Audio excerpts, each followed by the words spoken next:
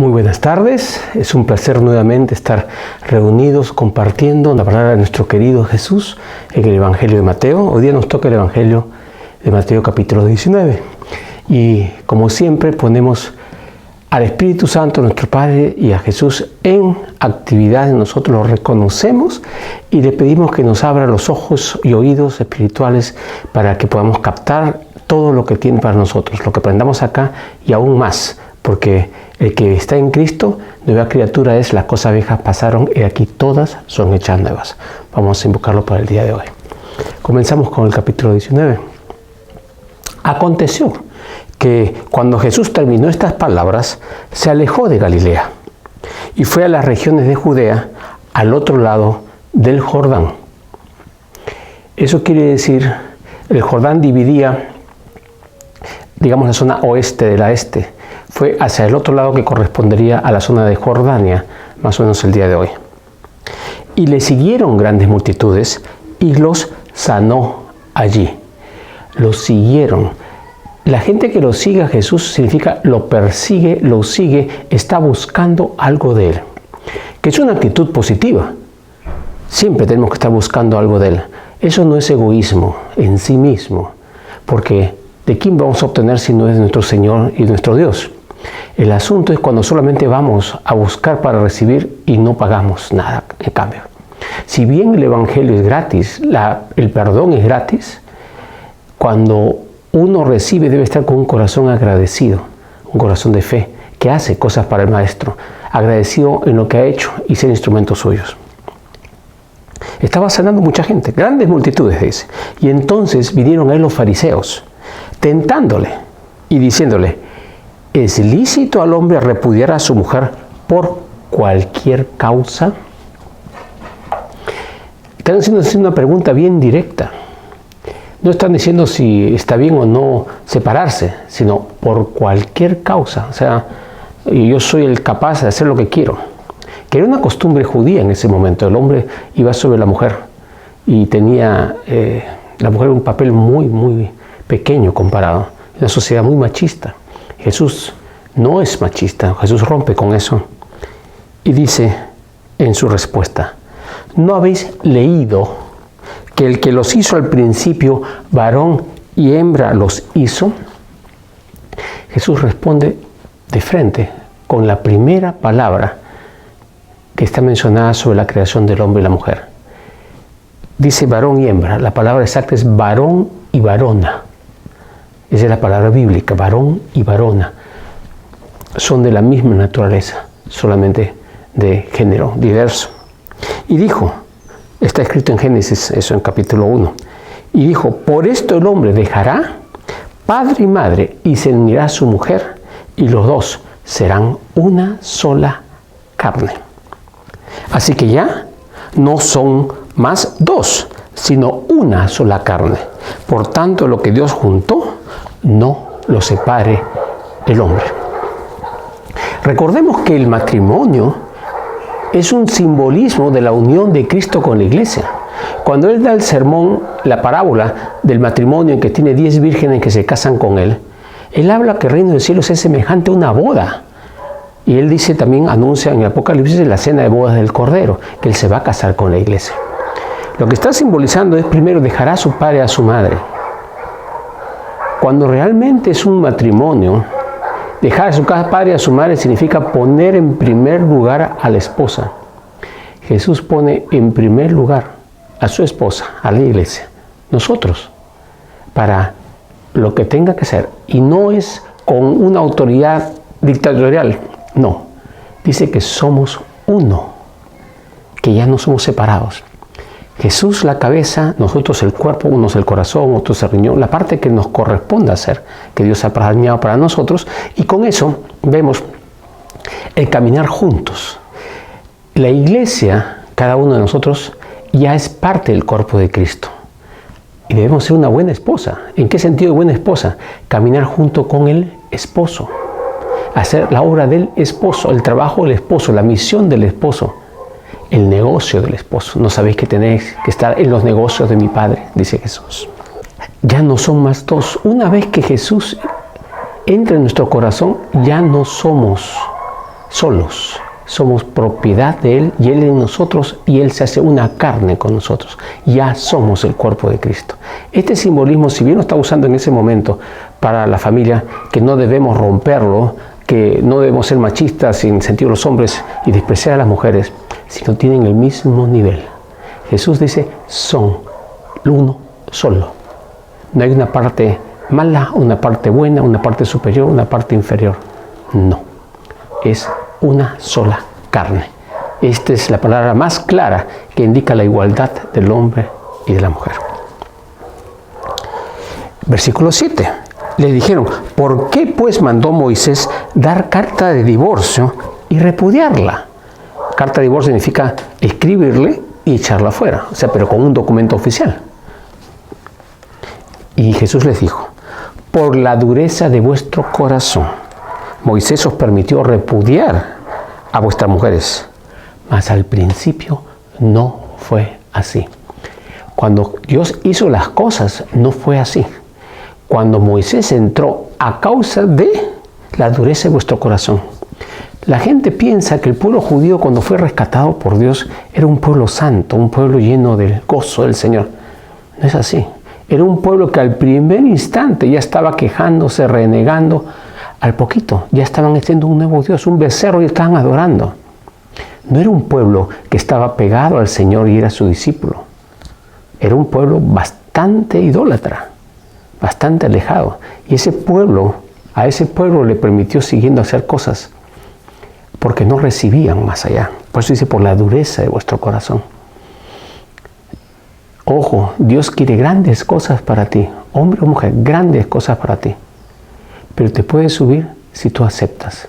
Si tú pones el corazón duro, te resistes a lo que Dios tiene para ti, entonces no puede darte todo lo que quiere darte. Depende si nuestro corazón está blando, sensible, maleable, arcilla, lista para que nuestro Dios, nuestro alfarero, fabrique una vasija de honra para nosotros. Y Jesús dice en el 9, y yo os digo, Moisés permitió, pero yo os digo que cualquiera que repudie a su mujer, salvo por causa de fornicación, y se casa con otra, adultera. Y el que se casa con la repudiada, adultera. Cuando uno tiene relaciones con una mujer casada, es un adulterio, aunque la haya echado fuera, a causa de fornicación, dice, es la única excepción. Cuando uno estudia la palabra fornicación en la Biblia, actualmente mucha gente y muchas iglesias lo catalogan como sexo fuera del matrimonio. Pero cuando lo estudiamos bien, la palabra, el altísimo porcentaje de las veces que Dios habla de fornicación, está hablando que Israel le está sacando la vuelta a Dios. Le está siendo infiel con dioses extranjeros, sirviendo al mundo, sirviendo a la carne, sirviendo las riquezas, sirviendo las propiedades, sirviendo a cualquier cosa. Ha dejado a su marido y se ha ido con otro. A eso llama fornicación. No lo llama adulterio, lo llama fornicación. Léanlo con cuidado, búsquenlo por toda la Biblia, van a encontrar eso. Entonces, a no ser que cause fornicación, una interpretación a este versículo es que si la mujer no quiere saber nada con Dios, Dios es pagano, quiere alejarse totalmente y no acepta a Dios, podría ser la excepción para poder separarse. A no ser a causa de, pero dice, no la repudien por cualquier causa, primero, sino por causa de fornicación. Y sobre todo, primero es el amor. Jesús dijo, primero es el amor. Todos cometemos errores. Entonces, fornicación significa realmente un abandono de su Dios y de por otra parte. Ahora, si tú te casaste con alguien que no creía en Dios y tú tampoco creías en Dios, la palabra también es bien clara. Si tú crees y aceptas a Dios y tu pareja no la acepta, pero acepta vivir contigo, te quedas. Está en Pablo lo explica claramente. Pero si esa persona no quiere vivir contigo a causa de tu fe y se quiere ir, déjala ir. Eso lo vamos a ver cuando lleguemos a ese capítulo, una epístola de Pablo. ¿Sí? Ok. 10. Le dijeron sus discípulos, si así es la condición del hombre con su mujer, no conviene casarse. ¿A qué se refieren con eso? Si ya no pueden votarla, pierden su dominio sobre ella. Esto era como una espada de Damocles.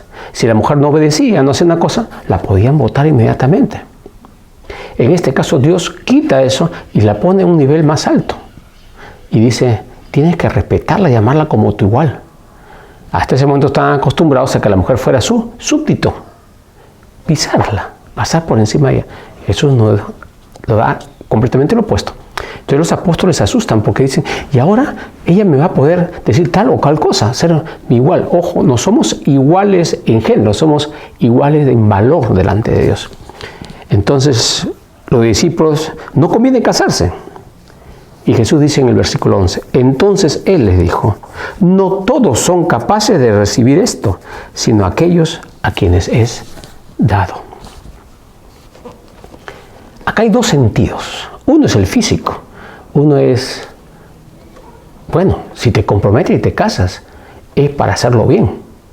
Y muchos se casan solamente por el servicio, por la parte afectiva, para que la mujer te sirva para tener hijos, y no para lo que verdaderamente es ser una sola carne. Dios, cuando hizo a Adán y Eva, terminó de hacerlos, creó a Eva de la costilla de Adán, que dicho sea de paso, Jesús, dicen que fue Jesús el que creó, porque dice que el verbo fue hecho carne, y ese verbo fue el que hizo todo. No vamos a entrar en esa doctrina ahorita, lo explicaré en otro momento. Lo durmió a Adán, le abrió el costado, le sacó la costilla, lo volvió a coser y lo despertó. Hizo toda una operación, anestesia y todo, para poder sacar del mismo. ¿Qué es lo más valioso para una persona, sino uno mismo? ¿Pero qué la sacó de él? Para que valiera tanto como él. No inferior, sino que valiera tanto como él, su misma naturaleza. Dios usó esa forma de crear a Eva para que no hubiera diferencia entre hombre y mujer reales. Pero también tenemos que ver que este matrimonio con Dios es lo mismo. Entonces Jesús también está hablando, no todos son capaces de recibir esto, sino aquellos a quienes es dado. Va un poco más allá. Y ahora dice, pues hay eunucos que nacieron así del vientre de su madre, y hay eunucos que son hechos eunucos por los hombres, y hay eunucos que asimismo se hicieron eunucos por causa del reino de los cielos. El que sea capaz de recibir esto, que lo reciba. ¿Qué es un eunuco? Los eunucos eran funcionarios de los reyes, no los judíos, en otros reinos, hombres que les cortaban los testículos, o sea, lo castraban, para que no pudieran tener hijos y perdían el deseo sexual por la falta de testosterona. Y los tenían funcionarios. Y era una forma de, por celos o cuidado, proteger a las mujeres de los nobles del rey. El que cuidaba al harén o las mujeres o esposas de los reyes eran eunucos, personas que no tenían deseo sexual. Entonces está diciendo, algunos nacen sin deseo sexual, eunucos que nacen eunucos, otros que son hechos por los hombres, que es el caso que hemos mencionado ahorita, y hay eunucos que a sí mismos se hicieron eunucos por causa del reino de los cielos. Pablo, cuando dice, yo quisiera que fueran como yo, que no me caso, pero dice, es mejor casarse que estarse quemando. Si no tiene don de continencia, ese eunuco natural, no lo haga. Cásese, porque lo mejor es casarse que estarse quemando. Entonces, en primer lugar, hay gente que nace, que no tiene mayor deseo sexual, que no tiene interés. No estamos hablando de cambio de género, estamos hablando de interés sexual. Dice, tranquilo. Pero también dice el otro, hay gente que por el reino de Dios se hace eunuco. Y ojo con esto. Pablo es bien claro, si no lo puedes, no tienes el don, no lo hagas. Pero ¿por qué decía Pablo eso? Porque puedo dedicar todo mi tiempo realmente al reino de Dios. Si ese es el caso y Dios te lo muestra, adelante. Pero si no, si te distrae, cásate, porque es mejor casarse que estarse quemando. Versículo 13. Jesús bendice a los niños. Entonces le fueron presentados unos niños para que pusiese las manos sobre ellos y orase. Y los discípulos les reprendieron a los niños y a las personas que lo traían. Pero Jesús dijo, dejad que los niños vengan a mí y no se lo impidáis, porque de los tales es el reino de los cielos. Y habiendo puesto sobre ellos las manos, se fue de allí. Como hemos visto en otro capítulo, Jesús hablaba de un tipo de niño que no era todos los niños. Cuando En el Evangelio de Juan también menciona que dice, si todos fueran como este niño, entonces, ¿cómo era ese niño? Era un niño con humildad, con ciertas características. Acá está diciendo que si es como un niño, ¿cómo es un niño espiritual?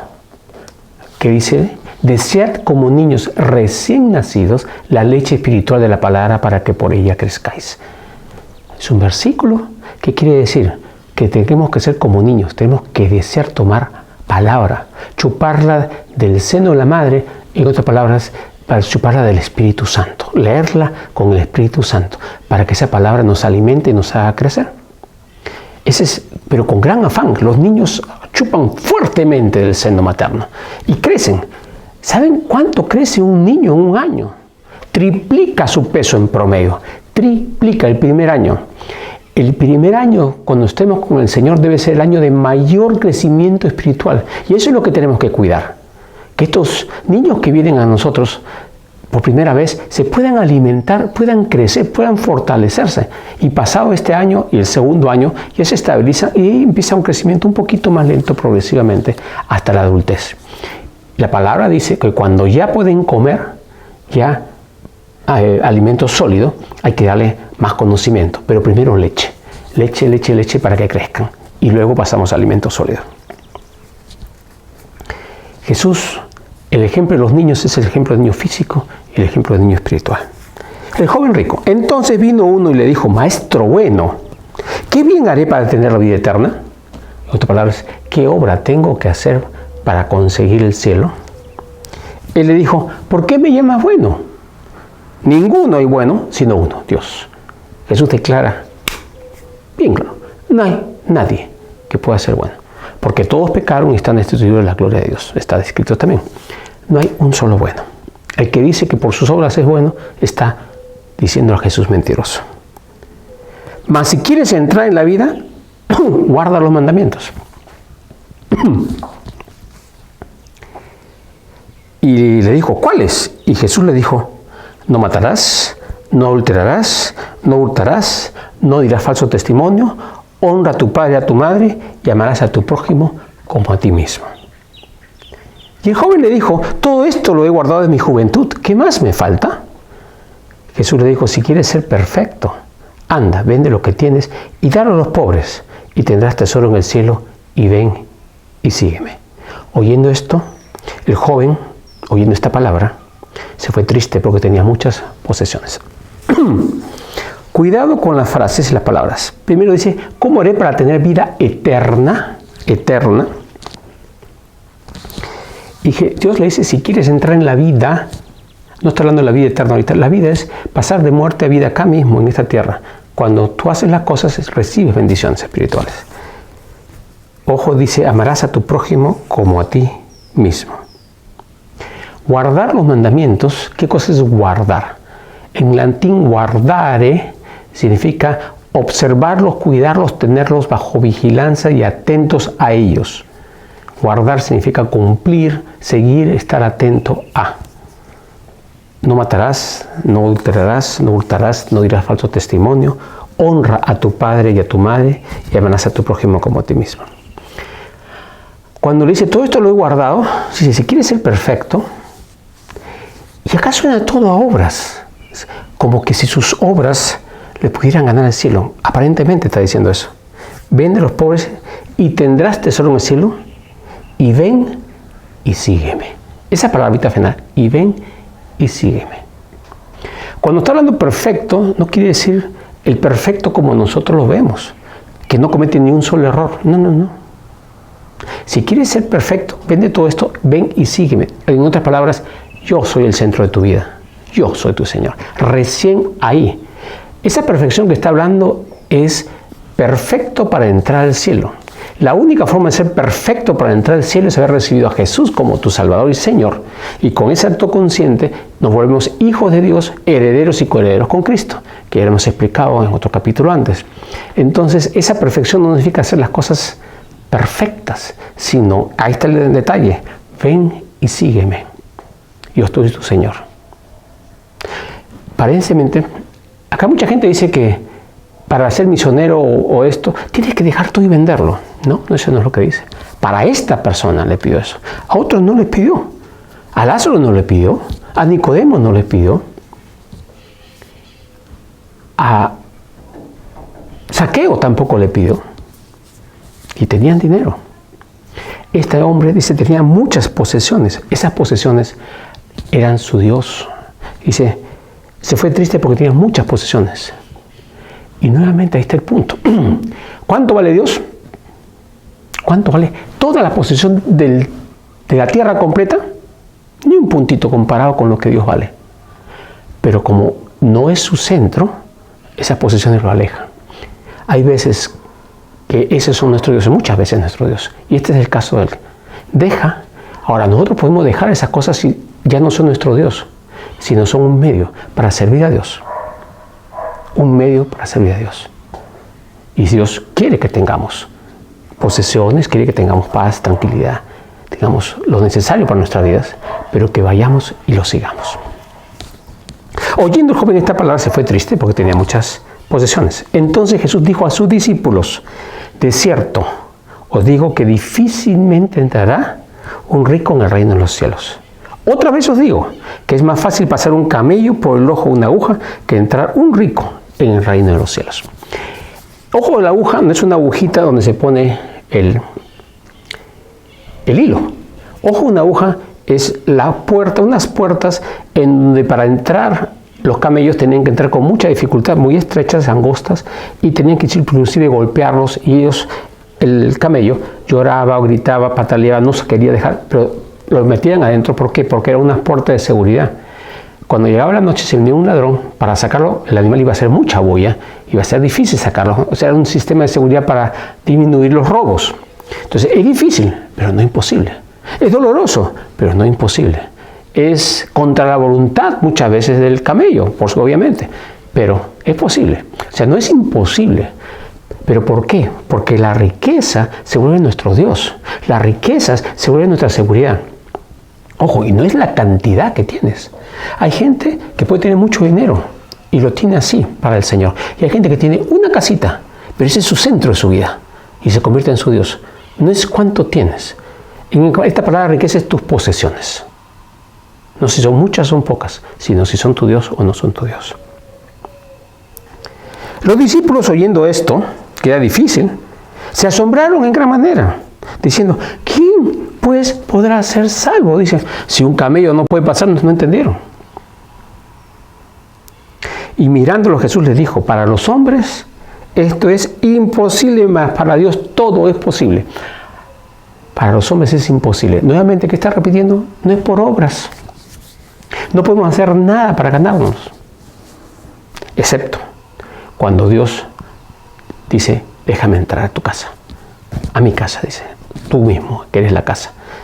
Entonces, cuando Jesús se convierte en nuestro Señor y Salvador, a partir de ese momento viene la salvación.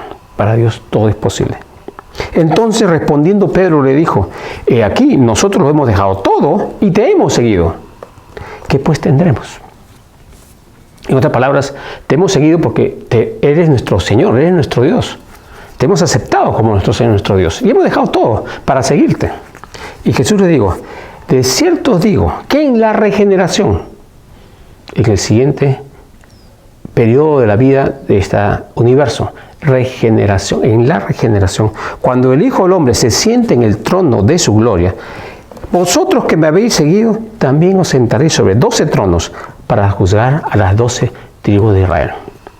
Está hablando del juicio ante el gran trono blanco, en que los apóstoles se sientan para juzgar a los judíos, a Israel, a las 12 tribus. Esto está hablando, pero explica que después que el Señor regrese, un periodo, un milenio, 1000 años, y unas cosas más, va a ser recreado este universo. Dice que va a ser un cielo nuevo y una tierra nueva, que se llama la regeneración. Y ahí, justo en ese momento, Dios hace un juicio para poner a las personas en esta nueva tierra o en la siguiente. Pero en ese juicio, arriba, en el trono blanco, arriba significa el mundo espiritual, no arriba en este sentido en que estamos nosotros ahora. En el reino espiritual hay un juicio y estos 12 apóstoles se van a sentar para juzgar a las 12 tribus de Israel. 29. Y cualquiera que haya dejado casas, o hermanos, o hermanas, o padre, o madre, o mujer, o hijos, o tierra, por mi nombre, recibirá 100 veces más y heredará vida eterna. Dejar no significa abandonar. Dejar es, dejan de ser sus dioses y sus centros. Tú amas a tu hijo, lo amas, pero Dios es tu centro. Y con ese amor de Dios que vive en tu corazón, el amor que le vas a dar a tu hijo es el amor de Dios. El amor que va a recibir tu hijo es muy superior al que puedes darle tú como ser humano sin Dios. Entonces, cuando dice que deja de ser tu Dios, tu centro. Al ser Dios tu centro, te llena de ese poder para que cuando amas, amas. Y que dice, al dejar todo, recibirás 100 veces más ahora en esta vida. Ahora en esta vida. Lo dice en otro evangelio. Lo complementa.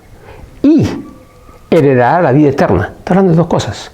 Acá mismo vamos a recibir 100 veces más. Nuevamente, si a tu hijo lo amas con una cierta medida, con el Espíritu en ti puedes comprenderlo, amarlo, ser misericordioso, tener sabiduría para instruirlo, guiarlo en una manera que no puedes. Vas a recibir para poder ser una bendición para tu hijo, para ser una bendición para tus padres, para ser una bendición para tu pareja, para tus amigos, para tu trabajo, para donde sea, 100 veces más de lo que hayas dado. ¿Ah? ¿Qué banco te da 100%? Pones ahorros y con la justa puedes recibir 2, 3%. Dios promete muchísimo más lo que un banco terrenal te puede dar. Y te lo da en bienes físicos, espirituales, emocionales, en todas las áreas de tu vida. Y heredará la vida eterna. Pero nuevamente dice, lo deja por mi nombre. O sea, deja de poner eso como centro de tu vida para hacer Jesús el centro de tu vida. Él es tu Señor, tu Salvador. Al haber hecho ese cambio, te conviertes parte del cuerpo de Cristo y ya tienes toda la bendición. Mucha gente piensa que es egoísmo buscar cosas, pero hay un versículo que dice que el que busca a Dios debe creer que éste existe y que es galardonador de los que le buscan. Debe creer que existe y que es galardonador, que Dios premia. Paz, amor, misericordia, fruto del Espíritu. Los frutos del Espíritu son amor, gozo, paz, paciencia, bondad, benignidad, fe, mansedumbre, templanza. Contra tales no hay ley, no hay límite. Pero muchos primeros serán postreros y postreros primeros. Está diciendo que el orden no es quién llegó primero a Jesús. Porque algunos primeros que llegan a primero no van a estar entre los primeros en el reino de los cielos. Está hablando que hay niveles y categorías en el espacio celestial, en el mundo celestial, en el reino celestial. Cuánto amamos, cuánto nos relacionamos con Dios, nos va a dar premios especiales. Y ese premio lo queremos para cada uno de ustedes. Para mí también, yo también lo quiero. Yo quiero aprender más de Él, vivir más como Él nos ha dicho que hagamos. Y eso te llena de tal manera que quieres vivir más de esta forma y puede ser una bendición para otros. Ese es el objetivo, que seamos testigos de Dios. Testigo significa alguien que vive como Jesús vino a vivir, para que vean a Jesús en nosotros, que nosotros somos la luz y la sal de la tierra. Que Dios los bendiga. Nos vemos en el siguiente capítulo.